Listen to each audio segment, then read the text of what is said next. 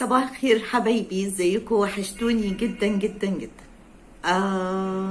اتمنى لو انت اول مره تشوفوا قناتي تدعموني بالاشتراك في القناه، ولو عجبكم الفيديو تدعموني بلايك وتشاركوا اصدقائكم في الفيديو. اكون سعيده جدا ومتشكره لكل الناس اللي شاركوني ودعموني بالاشتراك في القناه. موضوعنا النهارده ما اعتقدش في حد هيسمعه اللي عندي، وما اعتقدش ما فيش حد مش عارفه، لكن كلنا مش اخدين بالنا منه. الاول انا عايزه اسالكم سؤال. احنا عباره عن دواير من العلاقات الاجتماعيه، سواء علاقات اجتماعيه فطريه موجوده بالفطره او علاقات اجتماعيه تم اكتسابها. كلنا طول النهار من اول الطفل الصغير لحد الراجل العجوز، كل واحد فينا بيشوف مصالحه وبيشوف شغله وبيحاول يقوم بالدور اللي عليه وبيلف ويدور حوالين ايه. ليه احنا بنهلك قوي في ان احنا نعمل شغلنا عشان نجيب فلوس؟ ليه بنهلك قوي عشان لما يطلب مننا حاجة نعملها على اكمل وجه؟ ليه رغم ان احنا ما نكونش قادرين بنحاول دايما، سواء طالب، سواء مدير، سواء غفير، سواء فراش، سواء أستاذة، سواء دكتور؟ ليه؟ بندور على حاجة مهمة جدا جدا، وأتحدى مخلوق ما يكونش بيدور عليها: التقدير.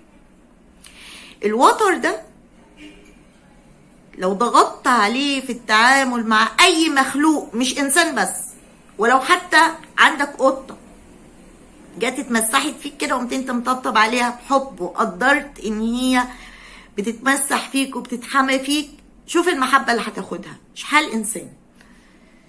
وللأسف اللي بيحصل ان احنا مع الوقت بننسى ان اللي بيتقدم لنا ده ان احنا نقدره اصلا. يجي الراجل هلكان بيشتغل بدل الشغل 2 وطالع عينه وجاي لمراته شايل شيله، ولا جايب مرتبه، ولا قاعد يحسب الميزانيه ودماغه هلكانه، وتلاقي مراته عادي انت بتعمل ايه؟ ما ده طبيعي. بذمتك ايه الاحساس اللي هيكون عند بذمتك انت بقى الست، ايه الاحساس اللي هيكون عند جوزك وهو قاعد بيعمل كل ده وانت في الاخر عادي؟ ما انت المفروض تشتغل، انت راجل.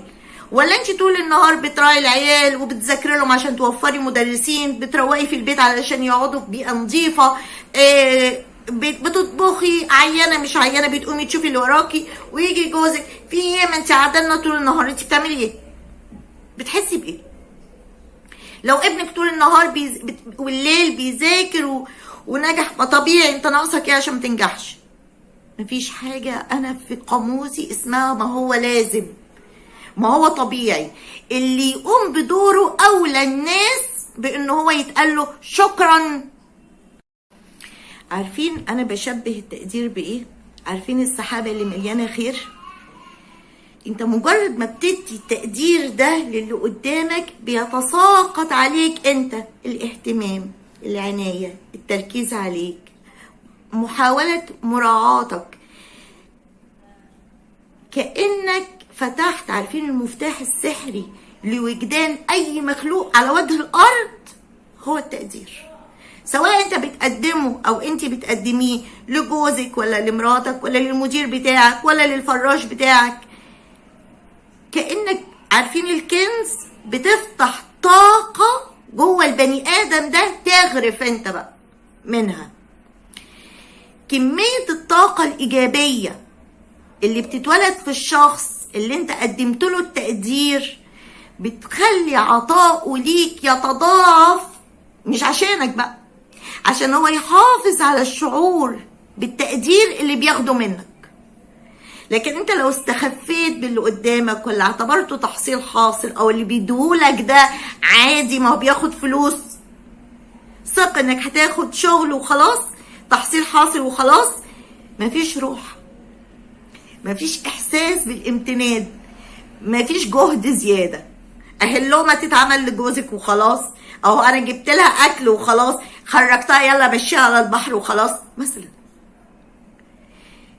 اياكوا تغفلوا عن ده، اياكوا تنسوا، اياكوا تعتبروا ان الوقت خلاص، ما هي عارفة ان انا عارف اني اكلها حلو، ما هو عارف ان انا بحبه، ما هو عارف اني انا بذاكر. لا، ادي تقدير. ده عارفين التقدير ده ممكن يخليك تعمل ايه؟ بتمتص طاقة الغضب من اي انسان. مثلا لو انت بقى مراتك قاعدة مستنياك على العشاء وانت اتأخرت، اول انت هتدخل تقول لك كده يعني انا قاعده تعبه نفسي وانت جاي متاخر، وانت تقوم قايله يا حبيبه قلبي والله انت عامله كل ده عشاني، كل ده تعبتي نفسك عشاني، يعني هو انا غالي عندك قوي كده؟ انت هنا قدمت التقدير لتعبها.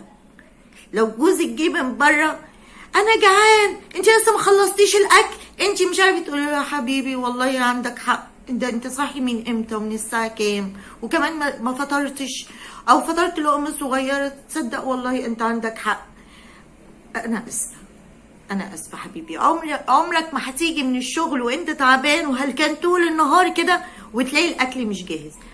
احساسه ايه بقى وانت مقدره كل ده؟ جاي في المواصلات، حتى لو جاي في العربيه بتاعته، بيتعرض قد ايه بقى لضغوط.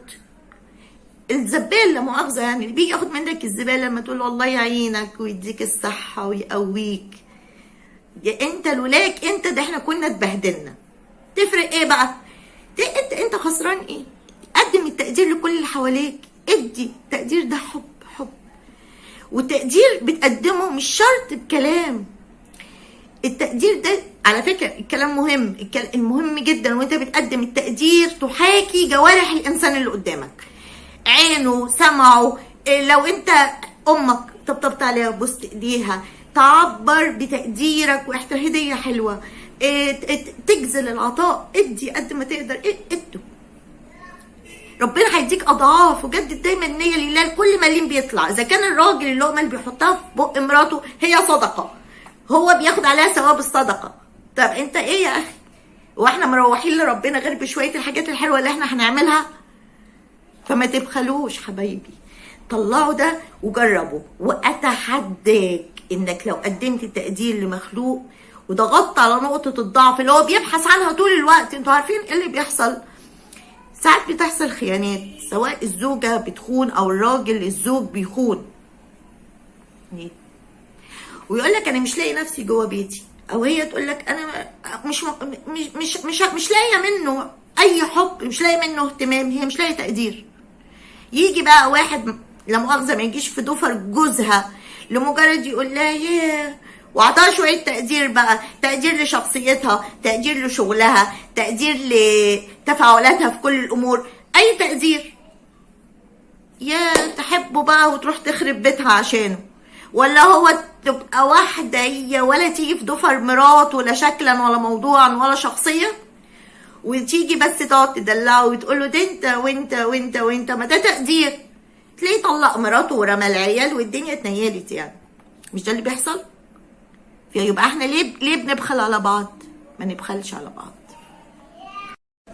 انتوا عارفين انت لو حفرت مكانتك في قلوب اللي حواليك بالتقدير، هتلاقي الناس خايفة على زعلك، تلاقي حجمك تضاعف تضاعف تضاعف وكبر قوي، ومكانتك كبرت قوي جواهم، ويخافوا على زعلك. شوفوا انا دايما اقول انا احب اعلم ولادي انك تخاف على، مش تخاف من.